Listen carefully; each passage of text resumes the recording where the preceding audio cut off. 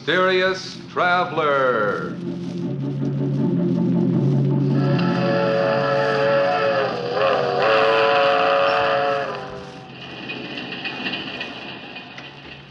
This is the mysterious traveler, inviting you to join him on another journey into the realm of the strange and terrifying.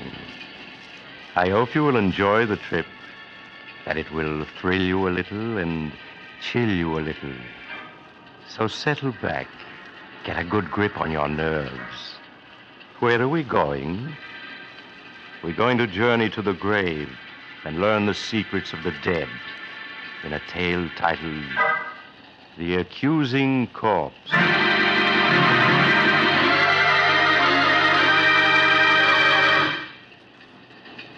Some years ago, when I was a county coroner, I was called in on a most interesting case.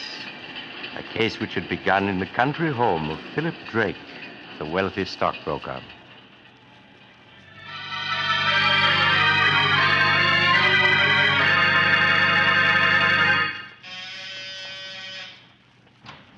Roger, thank goodness you were able to get here in time. I left town right after I received your call. What's wrong, Philip? You sounded so upset over the phone. It's Vivian. She's upstairs in her room packing.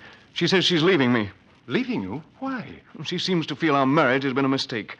Roger, won't you speak to her? Persuade her to stay. After all, she is your sister. I'm afraid, Philip, that Vivian and I have never been as close as sister and brother should be.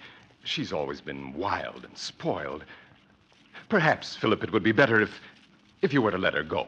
No, I couldn't do that. I love her, Roger. I wouldn't want to live without her. Won't you please try to persuade her to stay? All right, Philip. I'll do my best. But I must warn you, I haven't much influence over her. Philip, I'm all packed and ready to... Why, Roger, darling, what a surprise. What are you doing here? Vivian, Philip has told me. Now, surely you can't be serious.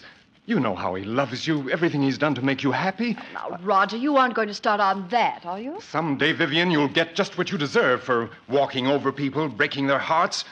Every time I think of you being my sister, I feel Roger, like please. Would you mind waiting in the other room? I'd like to speak to Vivian alone. Oh, all right, Philip. Call me when you want me. Really, Philip. No matter what you have to say, you're just wasting your time. Vivian, how can you do this to me? You know I love you, that I'd do anything to make you happy. That's sweet of you, dear. Would you mind lending me your car to get to town? If you leave me, Vivian, you won't get a cent. Not a cent, do you hear? Really? Did you ever stop to think, Philip, that there might be another man with more money than you? Another man? Oh, no, there couldn't be. And why not? But we've only been married 3 months. There couldn't be anyone in that time. Oh, but there was. Oh, Vivian, in spite of what you've done, I'm willing to forgive you and start over with you. But, darling, I don't want you to forgive me. I want you to forget me. Vivian, you can't do this to me. I love you. I won't let you go. I really must be saying goodbye now.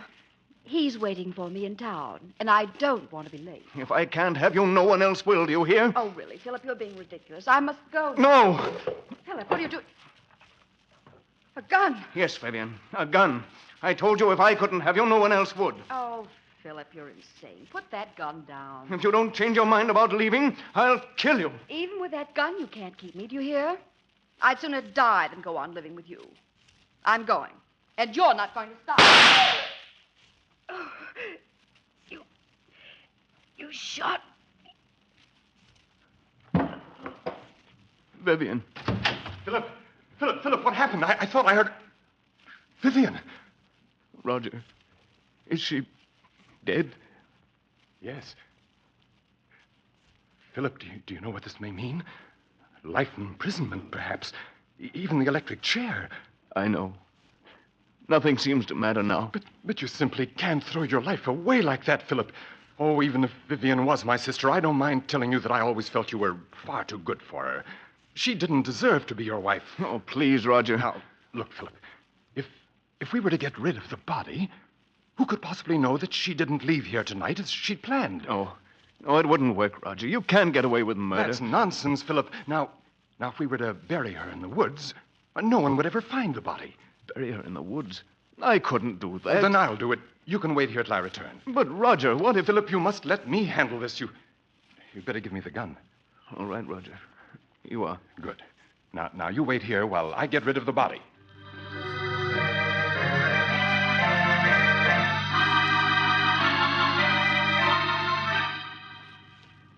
Philip watched, spellbound, unable to say a word, as Roger picked up the body and left the room. As Roger, carrying his burden, passed the gardener's shed, he picked up a shovel. In a few moments, he reached the woods which began at the rear of the house and extended for miles. He carefully made his way through the forest underbrush until he was well out of sight of the house. Then he stopped and looked about. I think this is quite far enough. I think you can put me down now, Roger. I'm tired of being carried like a sack of potatoes. All right. There. Well, let me congratulate you on your performance as a corpse. Do you think he suspects anything? Of course he doesn't. He's positive that he shot and killed you. You've got the gun, haven't you? Well, certainly I've got it. You don't think I was going to let him discover that the bullets had been removed and blank cartridges substituted, do you? Oh, no. Not you, Roger. You always know what you're doing. I always try to, my dear sister. You don't think Philip will give you any trouble, do you? Outside of being in love with me, he isn't an utter fool. Don't worry, I can handle Philip. Now, here's the key to the apartment I rented in town. You'll find my car a quarter of a mile down the road. All right. I'll be waiting for you at the apartment. I'll be there in a few hours. Oh, now let me see. Yes, this seems like a nice place to dig.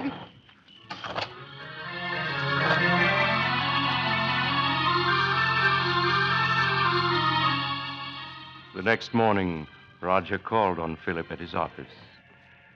With a calculating glance, he noted that Philip's eyes were bloodshot, that his hand trembled as the two shook hands. How are you, Philip? I couldn't sleep at all last night. I kept thinking of Vivian. And what if her disappearance is noticed? People begin asking questions. Now, all you have to do is tell them that Vivian left you and you don't know where she is. Or things like that happen every day. You've been very helpful to me, Roger. If ever I get a chance to repay you for it, rest assured I will. That's very good of you, Philip. Truth of the matter is, you could do me a favor if you would. Of course. What is it? Well, I'm in the midst of a business deal, and I find myself a little short of capital. If you could lend me some money, I'd appreciate it. Oh, certainly, Roger. How much do you need? 20,000. 20,000. That's quite a lot. Naturally, Philip, if you feel you can't lend it to me, I'll go to a bank and try to borrow It isn't that I can't lend it to you, Roger. It's just that the amount surprised me. Shall I make the check out to you? Yes, if you please. All right. I can't tell you how much I appreciate this, Philip.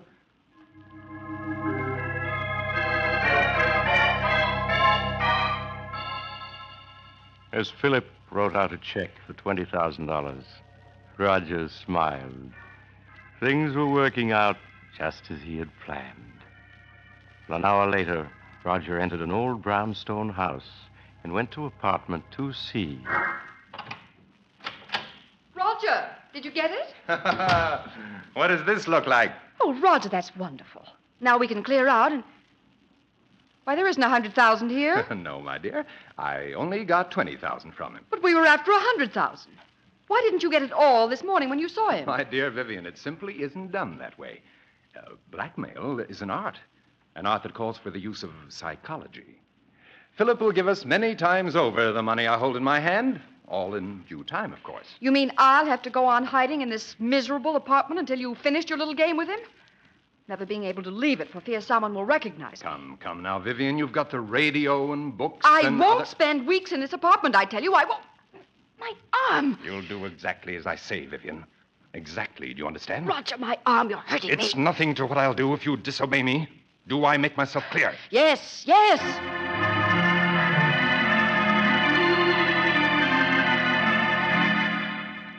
A week passed. A week in which Roger patiently bided his time. For time, he knew, was working on his side against Philip. Then one morning he called on Philip at his office. Good morning, Philip. How are you? How do you expect me to be? This past week I've been able to think of nothing but Vivian and what happened that night. Philip, you must stop brooding over it. Whatever happened was her fault, not yours. Yes, you're right. Perhaps what I need is a vacation. Yes, of course. A trip would do you a world of good. And if I could afford it, I'd go along with you. You mean you haven't any money? I'm afraid not, Philip. That's what I've come to see you about. I must have $40,000 at once. 40,000? Yes, I know it's a good deal of money, Philip, but without it, I'll be ruined. Naturally, I want to help you, Roger, but 40,000? If I don't get the 40,000, Philip, it may mean prison for me. Now, you wouldn't want to see that happen, would you? Well, of course not, Roger, but... After all, Philip, I saved you from prison. In fact, I made myself an accomplice to Vivian's murder by not turning you over to the police. Well, yes, I know, Now, but... You could hardly expect me to remain loyal to you if you weren't willing to help me, could you? I see. It seems I haven't any choice. Very well, Roger. I'll write you out a check.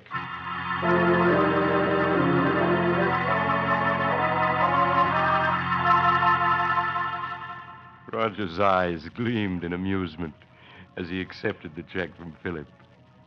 There was no longer any doubt that Philip understood him perfectly.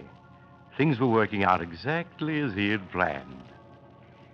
Later that day, Roger went back to the old brownstone house. There was a smile on his lips as he entered apartment 2C. Look at this. $40,000 in cash. Oh, Roger. Now, wasn't this worth staying in hiding for, Vivian? And there's plenty more where this came from. Who could that be? You better get behind that screen. No. All right, Roger. Yes? COD for Miss Brown. It amounts to $64. Oh, you must be mistaken. There's no Miss Brown here. This is the address she gave. It's in care of Mr. Roger Martinson. That your name? Why, yes, but I don't know any... Those packages are for me, Roger. How much did you say the COD was? $64, miss. Oh. Here you are. Thank you, miss. Here's your receipt. Goodbye. Goodbye. When did you buy those clothes? This morning? You mean you went out shopping in spite of what I told you? Well, I was sick of being cooped up in this apartment day and night. I had to do something for a change. And what of my plans? You risked everything with so much at stake. Roger, stop looking at me like that. I tell you, I couldn't stand being cooped up in this apartment any longer. But I gave you orders to stay here. Well, I won't. I want you to get the rest of the money at once so we can clear out. And if you don't, I'll go shopping whenever I feel like it. You can't make me stay here. You'll do exactly as I say, Vivian. I won't allow anything or anyone to interfere with my plans. I've worked out every step perfectly, and there isn't going to be any slip-up.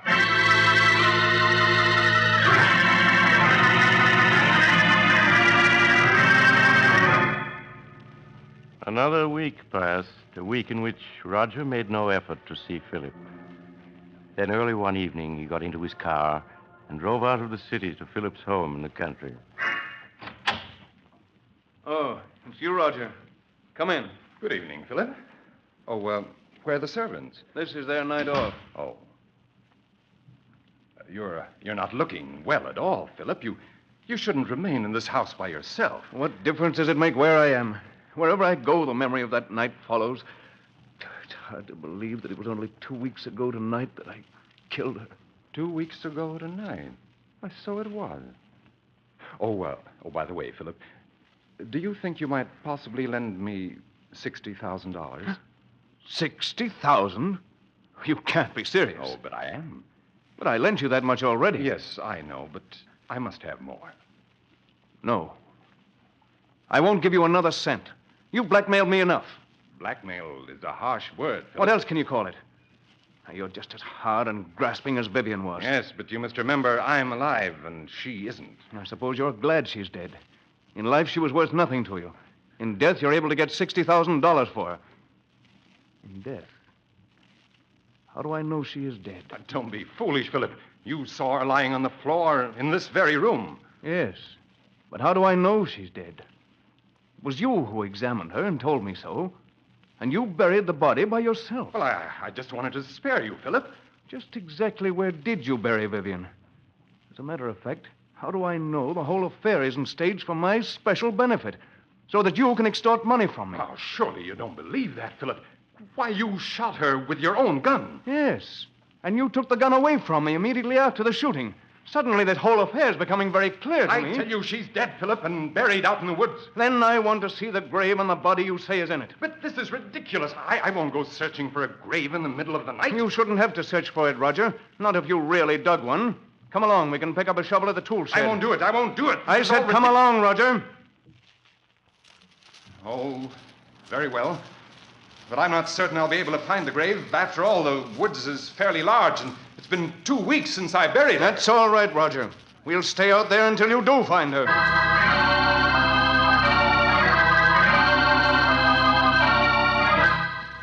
A few minutes later, Philip and Roger picked up the shovel at the tool shed and then continued on their way to the woods that began at the rear of the house. Neither of the men spoke as they entered the woods. Roger leading the way with a flashlight. Several times he stopped, trying to get his bearings, then plunged on again, hoping to find a familiar landmark. It became apparent that Roger was growing less and less sure of himself. Oh, the grave is someplace around here. I'm certain of it. Perhaps we ought to come back in the daytime. It might be easier to find it then. I know, Roger. You shouldn't have any trouble finding it now, if it exists. It does exist, I tell you. It's just that the woods are so confusing at night. Everything looks so different. Just keep on searching, Roger. Well, perhaps this is the spot. It looks something like it. Well, is it or isn't it? I don't know. It looks like the place where I buried her, and yet I'm not certain. There's only one way to make certain, and that's to start digging. Here's the shovel. But suppose this isn't the spot. Then we'll dig somewhere else. In fact, we'll dig up the entire woods if necessary. After all, you're certain she is buried in the woods, aren't you? Go ahead, Roger. Start digging. Oh, very well.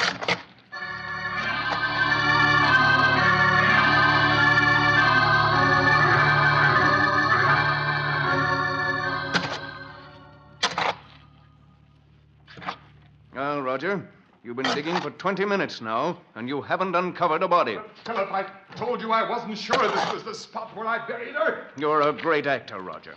But I'm afraid this time you've overplayed your role. What do you mean? Vivian isn't dead, and there's no use your pretending she is. Everything that's happened was part of a scheme the two of you planned to extort money from me. I tell you she is dead, Philip. Then where's the body? I thought this was the spot, but I must be mistaken. I'm sure I didn't bury her any deeper than this, but if I...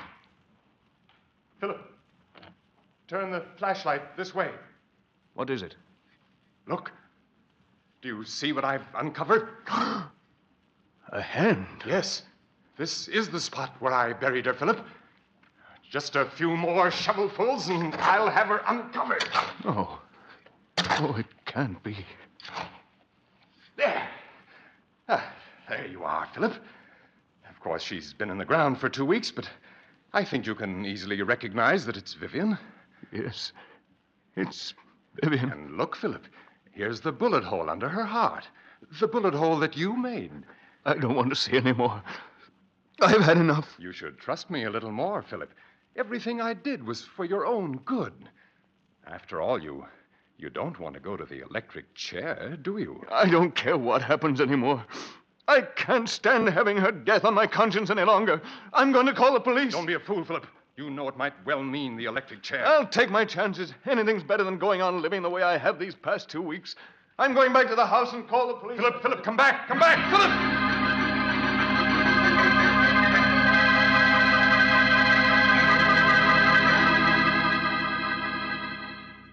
Operator!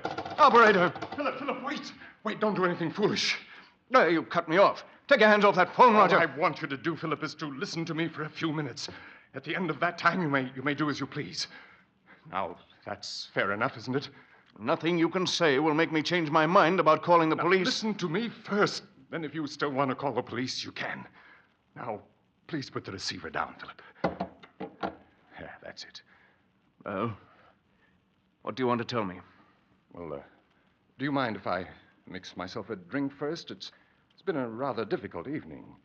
Very well. Oh, well, what about one for you, Philip? You look as though you could stand a drink. Oh, thank you. Oh, nonsense. It'll do you good. What is it you want to say to me, Roger? Huh? Oh, yes. Say to you. Oh, yes. Yes, of course. Here's your drink, Philip. Thank you. Well, now, what shall we drink to? We'll drink to your good luck, come what may.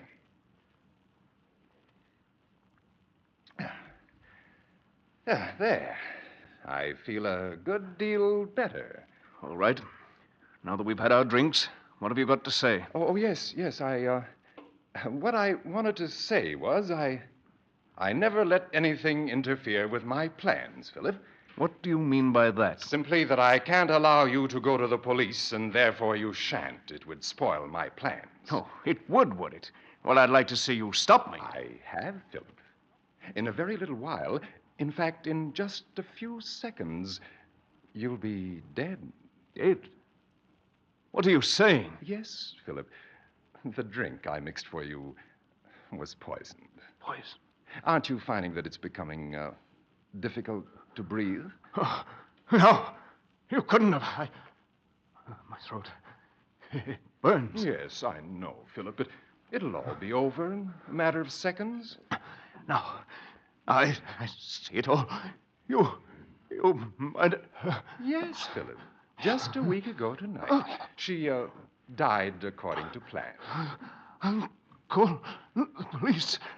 Joe. I'm afraid, Philip, that you haven't the strength left to reach the telephone. I will.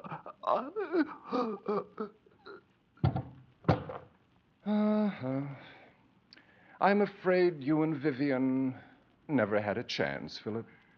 I had things worked out perfectly, down to the smallest detail. Hello, operator. Operator, please connect me with the police.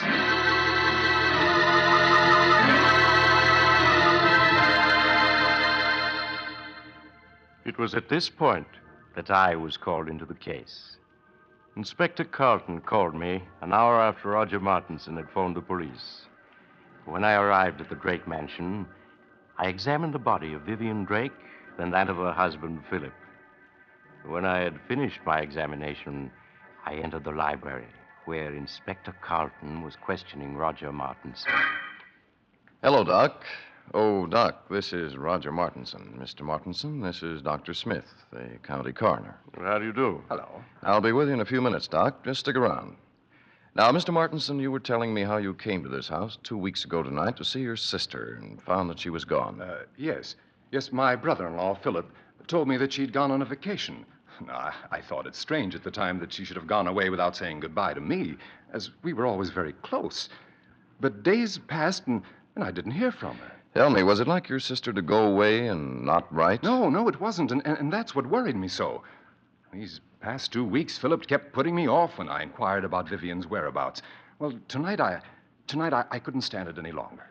And I came to this house to have it out with him. What did your brother-in-law say when he saw you? Well, he was quite agitated at my unexpected arrival.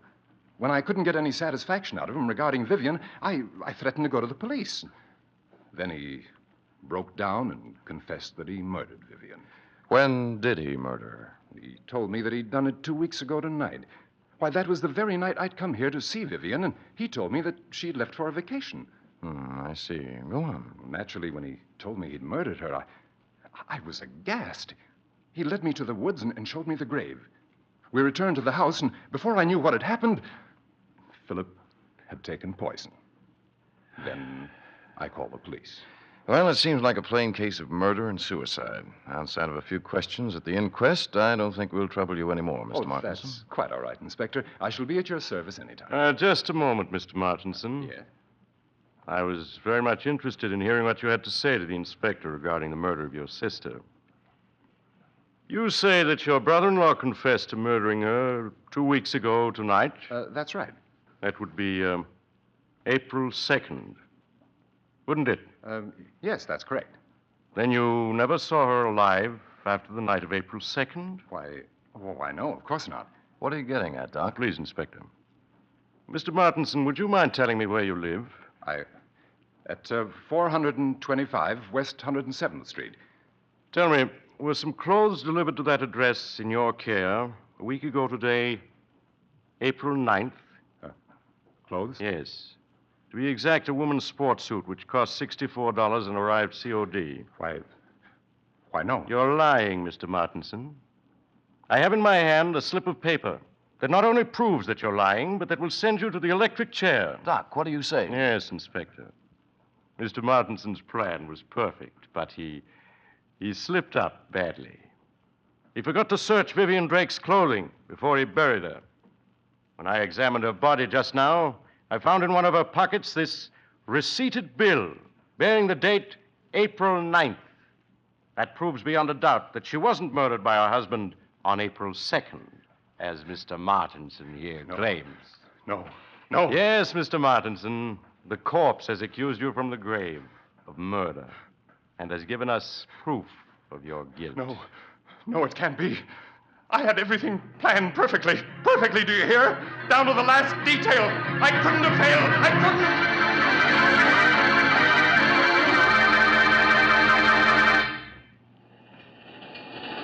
This is the mysterious traveler again.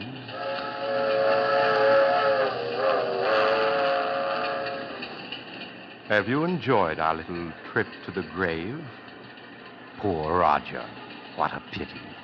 After all that planning and hard work, to be tripped up by a sales slip found on a corpse. It just goes to prove that you have to be more careful when you're burying people you've murdered. Now, I recall another case where a woman drugged her husband and... Oh, you're getting off at the next stop. I'm sorry. I hope you'll join me again soon. But if you do, please remember this. Next Sunday, I shall take a train that leaves at 3:30 p.m. Eastern Wartime. Don't forget, Sunday afternoon at 3:30.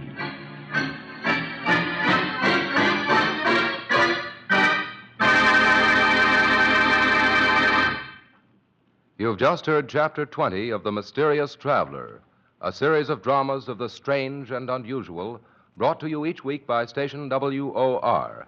In tonight's program, The Accusing Corpse, Don Randolph played Roger. Also featured were Maurice Tarplin and Philip Clark. The Mysterious Traveler, written by Bob Arthur and David Cogan, is directed by Jock McGregor. Original music was played by Doc Whipple.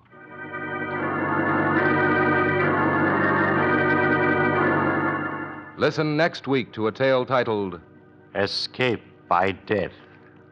Another Tale of the Mysterious Traveler.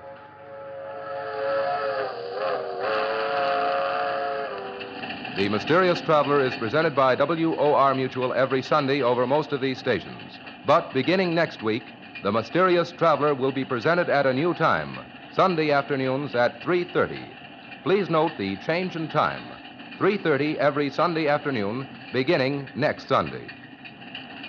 This is Mutual.